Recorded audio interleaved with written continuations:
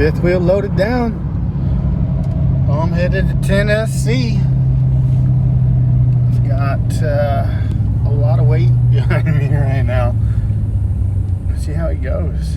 I mean, I don't think I loaded the trailer down with more than 3,500 pounds of tools. I've got a lot of tools back there. I brought everything to build.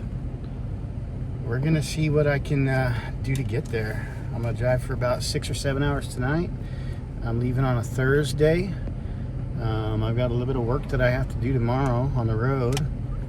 And then I've got maybe stop in Dallas or just outside of Dallas for the second leg, and then the third leg is gonna be when I get to Tennessee, to the river, to the house, to the land. I don't know if I'm just gonna go straight to the RV park first, or if I'm gonna drive by and see if I can get in there and just set up camp. I mean, I wasn't able to get the water in. They want me to pay in person, which kind of sucks, but whatever. My cable guy called in today for the broadband. There won't be any broadband getting set up until I get a house put up, which is stupid. I was like, just put it in. I don't care if it's put inside the house. I just need me some internet to plug into. I'm mobile bound. Worst case scenario, hopefully my phone will work. If not, I can put up my antenna. I think I can go 30 foot up right now. Hopefully that'll give me a boost enough for my booster. I've got my satellite. I've got my Elon satellite. If I can get that rocking and rolling, and it's good internet, I could work from out there. But we'll see. I mean, I got generator, I got solar, I got water capacity. I just won't have any on me. I mean, I don't mind roughing it, but not when I have to work during it. So, we'll catch you guys here in a while. Let you know if there's anything that pops up. I got 9.5 hours to drive, and it's 4 o'clock right now. So this could be the view for you, but I'll try to keep it above the steering wheel. This thing's a bucker. I've got all my tunes turned up and ready to go, but I'm leaving rush hour right now through the Phoenix Metro through Mesa. Let's just say that I'm going to encounter some traffic to Tucson. Hopefully I'll avoid everything through El Paso. Hopefully it won't be too bad when I get there tonight. That usually sucks. 2 hours into the trip. 22 more.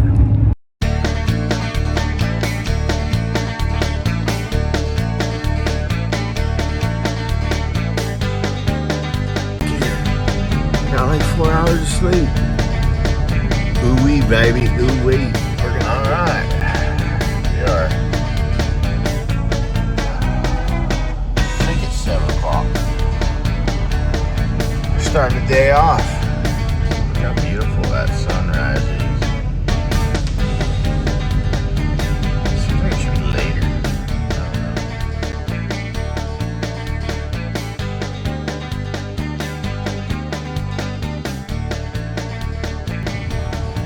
Day 3. I'm over here at a restaurant. I believe I'm in Texarkana, but I can tell you this. When you're traveling and you got yourself a big ass fifth wheel behind you, pretty nice facility, by the way. It's like Welcome Center, I think. But when you're traveling and you got that big giant whatever behind you, it's hard to find a location to sleep at night. Whether you're gonna pay for something, which I don't like to pay for anything.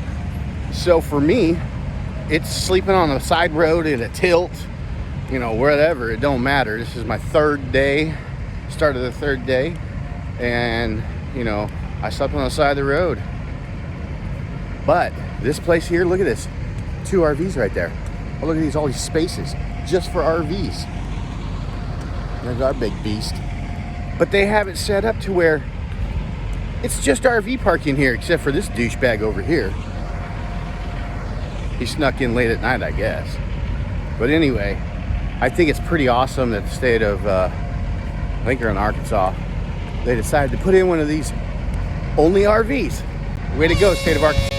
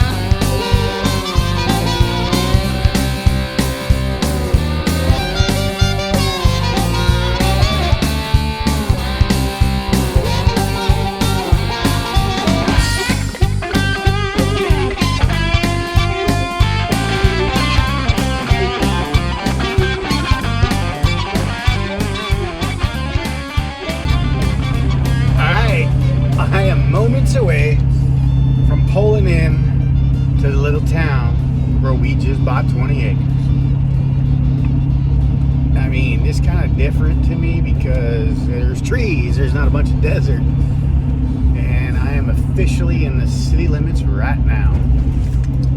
Give you a little retrospective here. God we trust over here.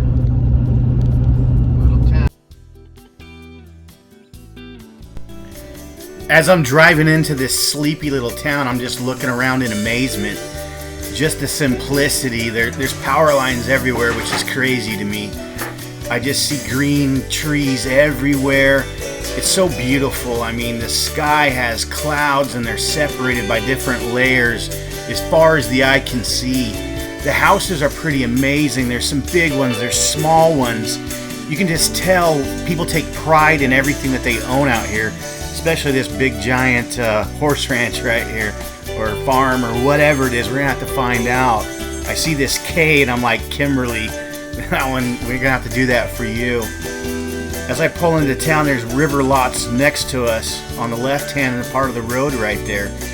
It's just, you know, it makes me happy to see these trees. I feel so humble, so at peace, so at ease experience in life that, you know, you've ever experienced.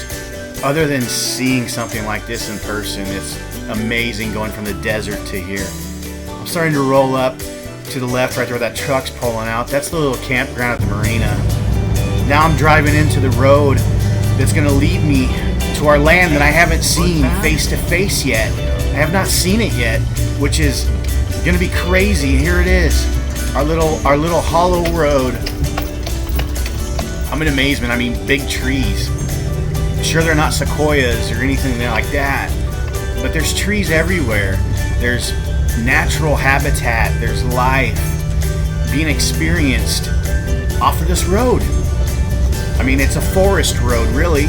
There's forest on both sides of the property, all around us, surrounding, and it's just rolling hills, and there's rock outcrops, and just amazingness.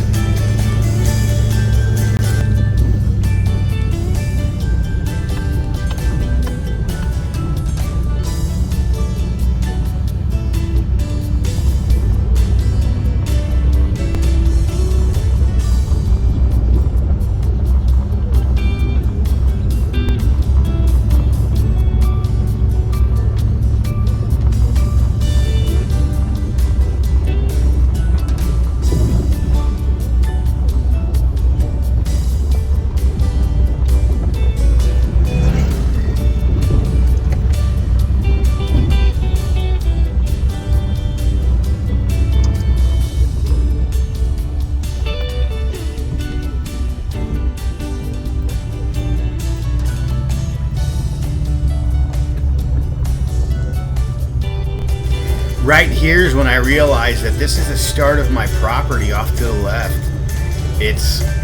I'm just fascinated because I'm looking at these trees, all different shapes, sizes, types of trees. There's cedars, there's some pine trees. Here's the start of the first acre right there. Starts to occur to me that I'm pretty sure that the road in isn't where it's supposed to be. I start mentally looking at the survey in my head and the Tennessee assessment. I'm looking at everything in my mind, just thinking, wow, this seems really short. I shouldn't be this close coming in, being that that's supposed to be a 5-acre plot for that lot right there. I've got lot 3 and lot 4 right next to each other, and I was supposed to come in right in the center. So I'm looking at this slope down and I'm thinking, oh, the topo must have been wrong. And then it occurred to me, you know, I gotta measure it. So, day 1. It's raining. The road's too small. It's about, 90 foot short of where it's supposed to be. Between them 2 trees right there in the middle, that's supposed to be 90 degree almost to the pad site. The pad site's supposed to be 100 by 60. It's 30 by 40. And I even measured from center line of the county road out here to the entrance right there, 119 foot. So he's off about, you know, almost 70 foot.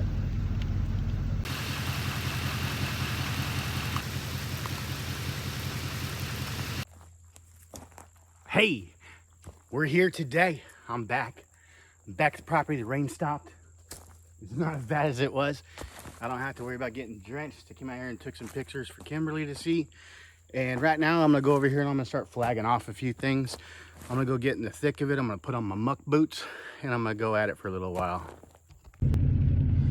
So I finally came out here to the site and I got some measurements. I brought my wheel with me, my fancy dancy wheel that, I don't know, it was like $500 freaking when I bought it years ago.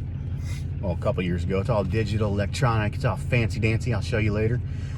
But I made a deal with this forestry guy. The deal was that he was going to cut in a road basically at the separation of my first 5 acres and my second 5 acres, which puts it about 186 foot or something like that. So that's right on based off of center line of road, because out here in Tennessee they go from center line of road for your property line, so they automatically swipe your land to put a road in. Anyway, so with that being said, I came out here and I measured. I rolled all the way off my survey pin.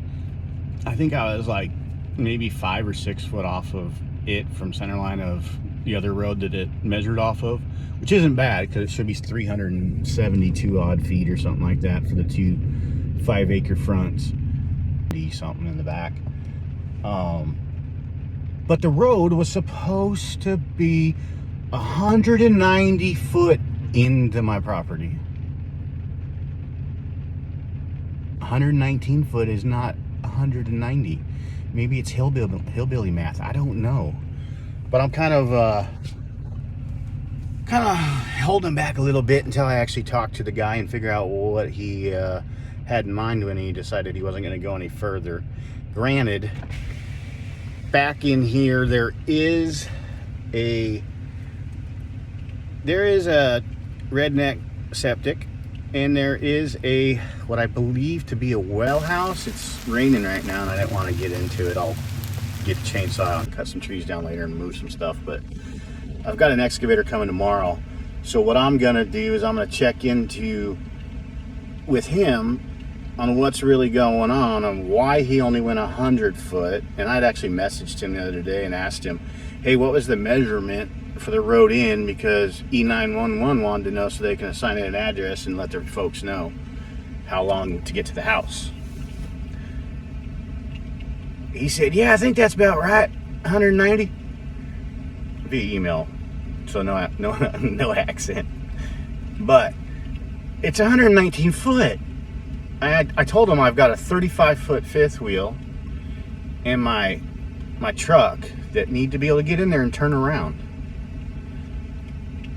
I can do 90. I can do a easy 5-lane, 4-lane highway 90 U-turn with my fifth wheel with my hitch because it slides back. So I had no problem. And by the way, the door would have been facing the right way. I wouldn't even have had needed to turn around anywhere. But when you get a 30 by 40 pad site that I called out in my plans, a 2% grade as well, what he quoted me for and what he did, worlds apart. So unfortunately I wasn't out here when he did all this work. I was in Arizona, so my bad on that. But nonetheless, he should have said something, hey, because right at the end of the property, and here I'll show you guys on another part of the video where it slopes down. It actually slopes real bad, cuts into like a washout or whatever, because it is kind of sitting on top of a hill over here. There's rolling hills everywhere, so maybe that's why he stopped. But at the same time, he should have said, hey man, it's real bad over here, it's not even going to be close to flat, let's go left, not right. No, he didn't even bother. He just literally he was done in like 3 hours, and I paid him $1,000 up front, kind of thinking, hey, we'll hold off on it and wait till he's done and he can prove to me that he is done. The pictures he took, he must have some special camera because it made it look a lot bigger and a lot longer. So, there's that. I don't know about you, but I thought oysters were in the ocean. We got oysters on our land. That is freaking neato. Oysters. We got oysters. Just exploring.